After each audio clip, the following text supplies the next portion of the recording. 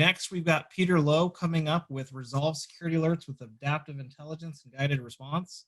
I think he's onto something with using a data science application against items in the SOC we often neglect that can substantially improve our game. So I'm very interested in hearing his talk. Peter, I'm going to turn that over to you. Good afternoon, everyone. Hope everyone had a great lunch. So my name is Peter Lowe. I'm the founder and CEO of the company Dynamically, which is the intelligent security orchestration automation company located in Boston. Today, I'm going to before I started the Dynamically. I'm the leading security analysis for Microsoft. I'm responsible for helping them detecting signs of vulnerabilities for Office 365, which include Exchange, SharePoint, OneDrive, LinkedIn, and so on and so forth. There are million servers we protect. We have SOC center. So today, I'm very honored to be here, and I will talk about. I'll share some thoughts on how we think about the path to the automation for SOC center, and regarding the AI, we'll share some use cases about augmented intelligence with that usage in SOC center.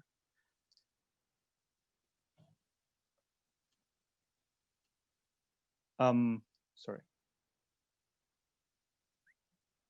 So first, let's review the process of how to deal with security alerts.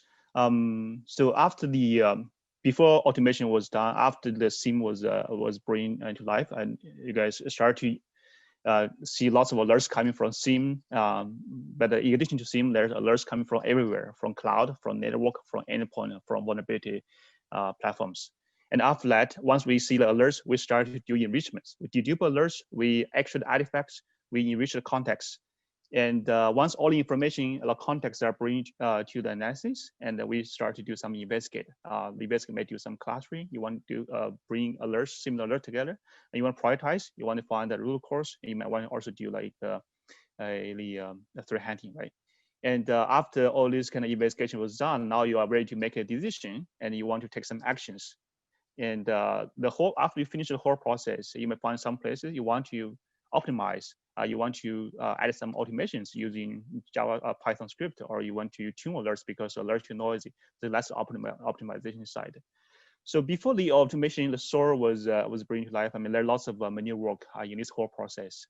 For sure, maybe ingest was mostly automated, but enrich, somewhat automated, investigate, and respond and optimize are usually very hard to optimize. So every alert that's not resolved are considered as a risk. Imagine that the hackers can attack within seconds. The goal for the response is to be able to respond in seconds. So this is the older way of doing this kind of SOC center. Now, like we bring the SOAR. SOAR is great. So bring all kinds of integrations with different platforms that you can easily create response processes. So this is a very default playbook offered by many vendors for phishing emails. They're taking phishing emails, start parsing URLs, enrich with external threat intelligence such as barge total, and check the threshold. If it's larger than 20, maybe you will have analysis to review the stuff. Maybe you want to direct automate. And if you want to, and afterwards you want to take actions if it's malicious, such as block URLs, senders, and found the impact of these alerts, these threats within your environments. So SOAR is great. So if you have a process in place, automated with SOAR, that's great to save your time. Let's zoom in a little bit about like what's the value of SOAR bring here. So from our experience with our customers, SOAR can do a very good job in terms of enrichments. So that can bring possibly from like 1% for 20% of enrichment to 90% of automation. And it can do response, right?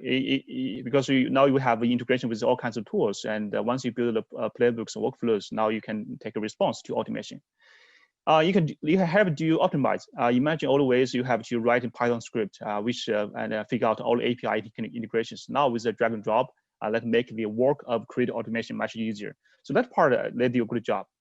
But really, the challenging part, I think, it still lies in the areas that are, so if you don't have a process in place, I think in the morning there's a speaker talking about the maturity of structure, right? So if there's no process in place, I think that's a challenging part. If there's no a good process for investigation, if they're not good process for response. So that part still needs a lot of work, and but with a goal if we want to respond in seconds. So that's a part we think. Sorry, the thing is that AI can do.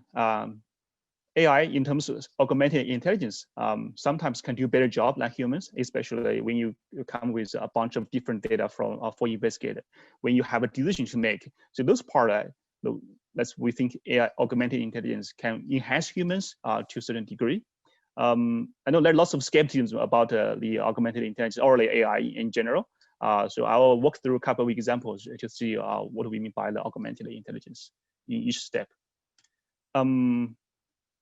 So let's look at the first example about these correlated alerts, right? So if we have alerts from multiple areas, and this is the example, like it's alert one is endpoint detections. So this person is making abnormal connections to a weird IPs using PowerShell.exe. So this is another network detections. So this is from different source, right? Network detections. This server, you can see this server is making a beginning, right? It's making a beginning to this weird IP. And maybe there's a cloud detection happen at the same time frames that this person is doing a failed login on, is triggering a failed login onto the Office 365. So well, you can manually assemble them, or you may design some rules. But what AI can do here is that so you can automatically look at all these alerts and pick out the connected attributes between them and start to assemble a whole story about the whole landscape about the story behind these three alerts. You can start recommending you that alert number 1, 2, 3 should be grouped together rather than you go do that manually. So this one will help you. AI will help you save efforts and risk on manual correlation. Recognize patterns. So who am I? As many people are talking about it. I mean, in Twitter, I was using some examples. People are talking about the stuff on Twitter's. Who might be a very suspicious process. But what AI can do here is that so it can look at all your process passes and start to find something normal in your environments. Who am I suspicious? But the process, let's look at your data. Let's see, a big fix.exe is always generating who am I, which give you additional evidence to say this might be a false positive. So with these additional recommendations, and now you start to reduce false positives. So as we mentioned, like the SIEM, all kinds of environments, they generate tons of alerts, and there's always new detections coming up every day. So there's always new threats coming up every day. But look at all those kind of alerts. So there are lots of similarities among alerts, among different detections, and lots of actually those kind of detections have already been resolved by other experts, whether that's publicly or whether by within your organizations. So what AI can do better here is that so it can serve as your actual assistant that can start to recommend you what kind of actions you should take in order to react to the alerts, because the alerts might be similar to some alerts that other people have already looked at. Based on your environments, imagine you may run Azure, the other person might run AWS or GCP, right? So everyone using different environments. So imagine how many times you have to look at your menu, you have to look at online to figure out what the right thing to do. So those kind of things takes your time, but those kind of things we can definitely ask AI to start to recommend you the relevant actions you should take for your environments. And while you are charging alerts, when we talk about the optimize, right? So you take action on alerts, you resolve something as true positives, resolve something as false positives. So all those your actions actually have some hidden patterns inside it. So say, giving the example of phishing email alerts, and it has different attributes, talking about the IPs, talking about the URLs, those kind of things, and you mark them as true positives. So what AI can do here, can bring you actual insights here, is that you can look at your data and see what are the attributes that can lead to you the true positives, false positives. Usually those part of things you basically writing some rules to fine tune your alerts, right? But now with AI in place, it look at how you do stuff and start to recommend you. Maybe this phishing email it has IP from Russia and has attachments, and then you resolve as a true positive with 6-7% confidence. So this will guide your future decision making. So how you get this one is looking at this data, looking at these different attributes and looking at how you resolve them.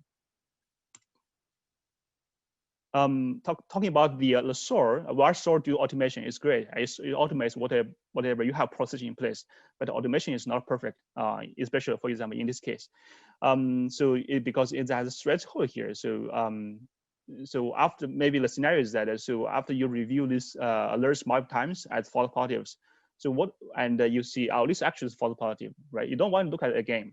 So what AI can do, can be smart here, is that so it can recognize that you have resolved this one as possible too many times. Probably you should adjust your threshold to 30, so that you have you only need to few real few alerts.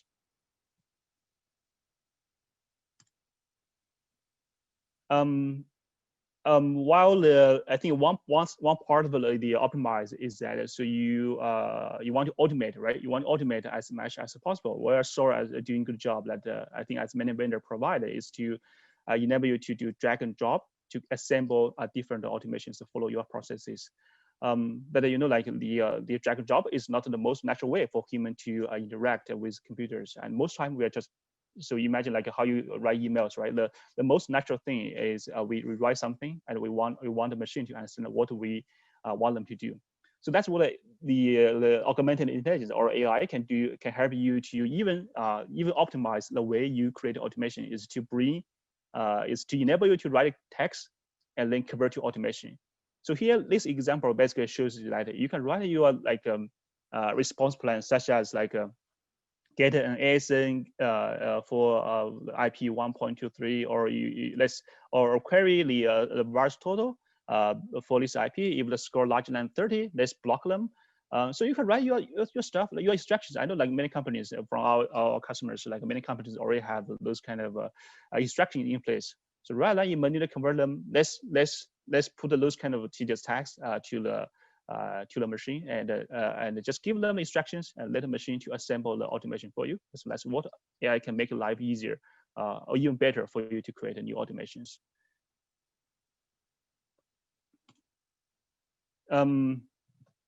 So last but not least, so I know there's still like a skepticism about the AI. I think that's one pitfall of the traditional AI is that it's a black box. It's a black box. It's just tell you the results. Say, oh, this score is 0.5. This score is 0.6, and without understanding the logic behind things, let's make this AI sounds like sounds very sketchy for many people. So when we look at the AI, when we look at design AI systems, I think we propose this couple of principles that we need to follow to make sure we secure analysis can benefit from the from AI. So the four principle is adaptive, controllable, transparent, and testable. So we say like adaptive, which means like so AI has to be continually evolving, continuously updated, and do a calculation frequently, right? Adaptive. And transparent means like the whatever AI brings you the insights or helps you, and it has to be meaningful, has to be explainable for humans. And you don't want to be bounded by AI, right? You want to be you want to be able to control AI. So there are lots of parameters. I mean, in terms of AI, so you want some simple ways for you at least to be able to control the AI, to see the difference. If you think the results not good, we should give you options to control the AI. And last, so the AI has to be testable, has to be verifiable, right? So whatever change you make, whatever the results come back, you want to verify through your data associated if this AI is correct or not, right? So we want to give this kind of options for people to use AI, and with these options in place, only with this option in place, you can start to trust AI, start to leverage AI to make lots of things happen.